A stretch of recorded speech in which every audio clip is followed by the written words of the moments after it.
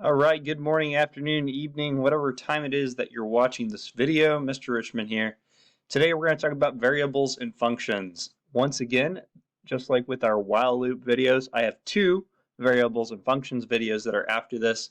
And I apologize, they are older, and I was kind of working through on how to work out these systems. So it is a little bit slow, but once again, being able to see it step by step, walk through how to be able to write integers, counters, functions, things like that, I believe is helpful instead of just kind of rushing through it. So it is slow, but it is educational. So about 30 some minutes of video, but then you'll have a few days, no videos, just working on this. So your first day will be a lot of instruction, but after that, it'll be all just work. So hopefully it will not be too dry for you.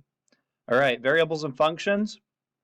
Once again, I'm not going to get too far into that because the next video actually goes through this PowerPoint right here, if you would like to pull it up.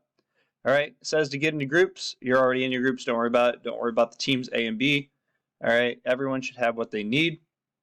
You're going to work through all of these questions here.